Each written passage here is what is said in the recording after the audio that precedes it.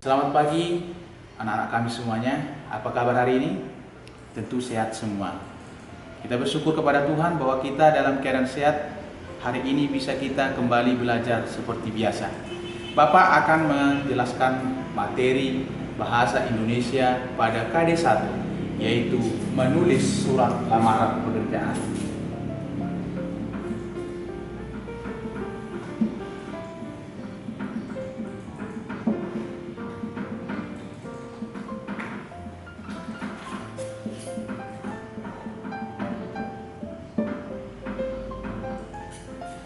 Sebelum Bapak menjelaskan tentang surat lamaran pekerjaan, Bapak akan menjelaskan apa itu surat. Karena surat lamaran pekerjaan itu merupakan bagian dari surat. Surat adalah sebuah tulisan yang berisikan maksud ataupun tujuan yang dikirim kepada seseorang. Jadi di dalam surat itu ada 3 hal. Yang pertama ada tulisan. Yang kedua ada maksud dan tujuan atau yang disebut dengan isi. Yang ketiga ada yang mengirim dan ada yang menerima. Sebelum kita membahas surat lamaran pekerjaan, sekarang Bapak akan menjelaskan pembagian dari surat. Karena surat lamaran pekerjaan itu merupakan bagian dari surat. Surat dapat dibagi menjadi 2 bagian. Yang pertama adalah surat resmi. Dalam surat resmi itu dapat kita golongkan lagi menjadi 2 bagian. A. Surat dinas. B. Surat niaga.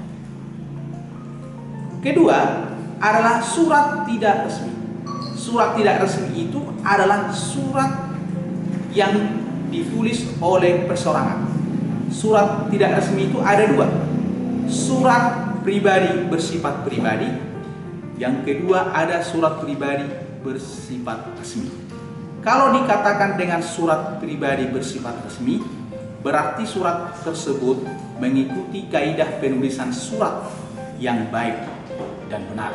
Dan yang berikutnya menggunakan bahasa Indonesia yang baik dan benar.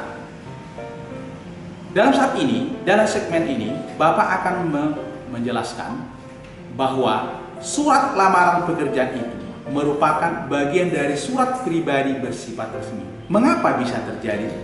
Karena surat lamaran pekerjaan itu menggunakan bahasa Indonesia yang baik dan benar dan memperhatikan kaidah penulisan surat resmi. Dalam saat ini kita akan melanjutkan surat lamaran pekerjaan. Baik anak-anak, saat ini kita akan kembali berbicara tentang surat lamaran pekerjaan yang merupakan topik ataupun inti permasalahan yang akan kita bahas di dalam segmen ini. Surat lamaran pekerjaan adalah sebuah surat yang di dalamnya terdapat sebuah permohonan untuk mendapatkan pekerjaan di sebuah perusahaan atau di sebuah instansi atau di sebuah lembaga. Surat lamaran pekerjaan ini memiliki bagian-bagian. Bagian-bagian pertama adalah 1. Ada tempat dan tanggal penulisan surat. Tanggal penulisan surat. Jadi bagian-bagian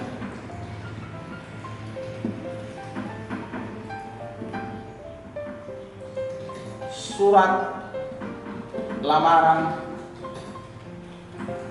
pekerjaan. Yang pertama yang tadi yang Bapak sebutkan adalah tempat dan tanggal surat. Yang kedua adalah perihal atau hal. Yang ketiga adalah lampiran. Dalam lampiran ini, jika ada yang mau kita lampirkan, maka kita isi kolom lampiran. Ini Bapak tuliskan jika ada yang dilampirkan.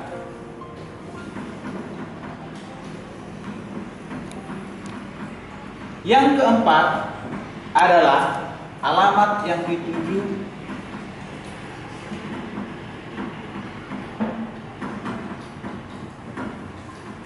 oleh surat. Yang kelima adalah salam pembuka.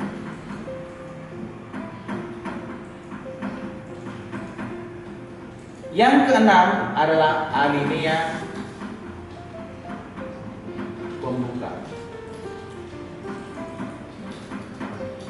Yang ketujuh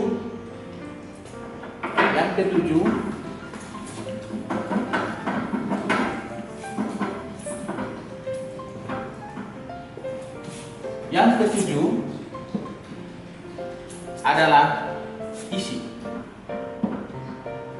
Dalam isi ini ada tertulis maksud dan tujuan.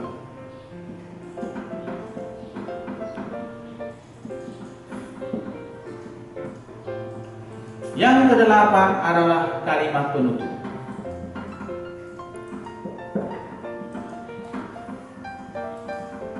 Yang kesembilan adalah salam penutup. Yang ke-10 adalah nama dan tanda tangan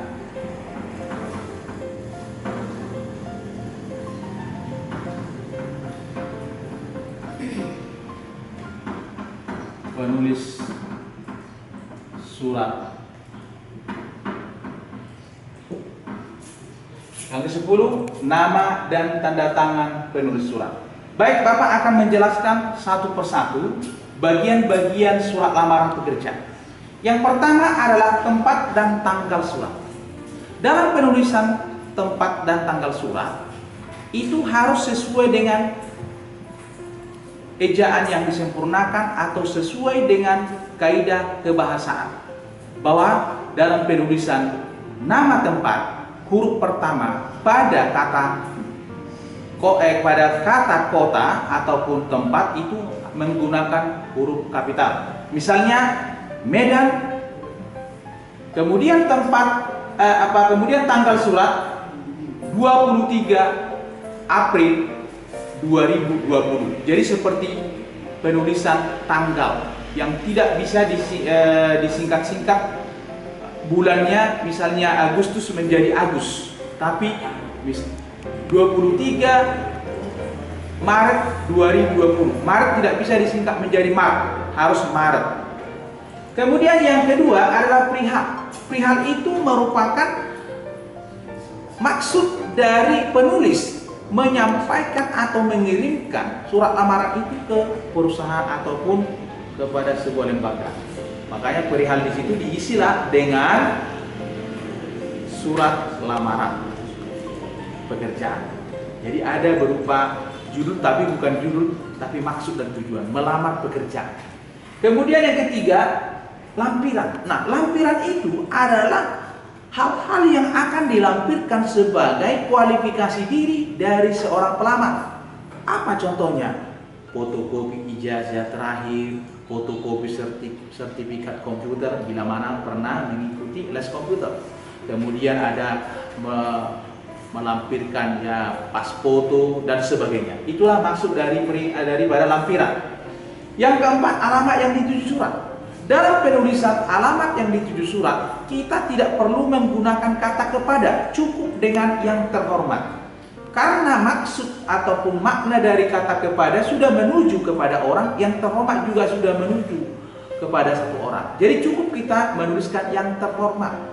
Kemudian dalam penulisan alamat surat, kata bapak, kata ibu, saudara itu tidak perlu kita tuliskan. Cukup menuliskan jabatan ataupun posisi seseorang itu di dalam perusahaan tersebut. Kecuali nama orang, misalnya namanya Bejo, ya Pak Bejo bisa.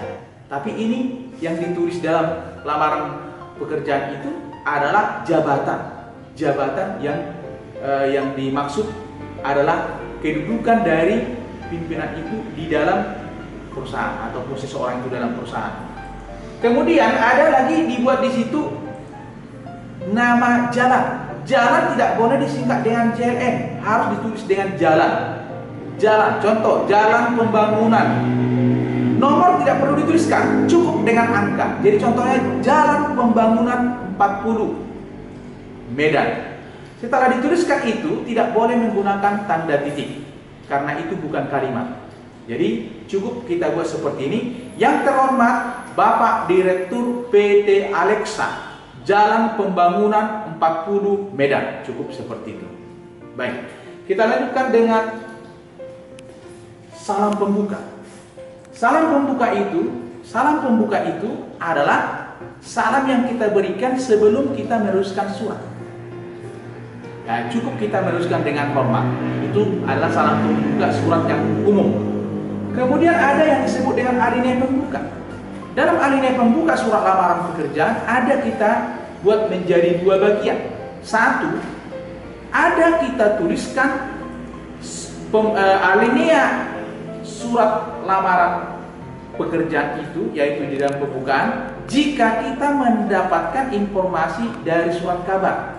Contohnya, berdasarkan informasi dari harian waspada Rabu 23 Juni 2020 yang menyebutkan bahwa PT Alexa membutuhkan 3 orang tenaga karyawan.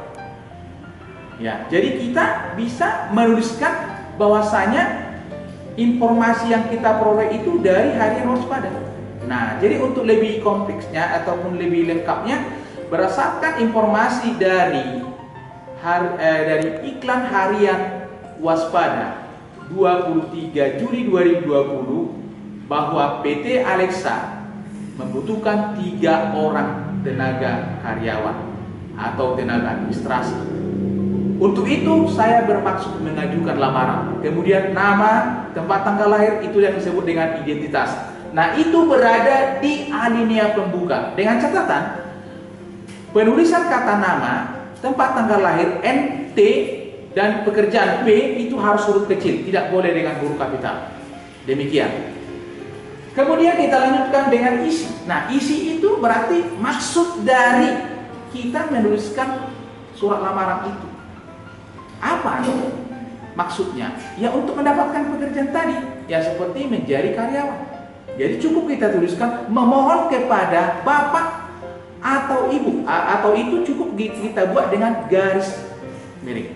Bapak garis miring ibu,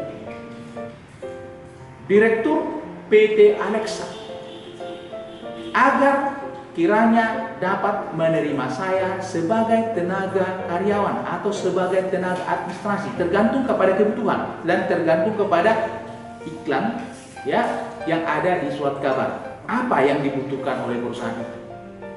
Nah, satu lagi ada yang atas inisiatif kita sendiri.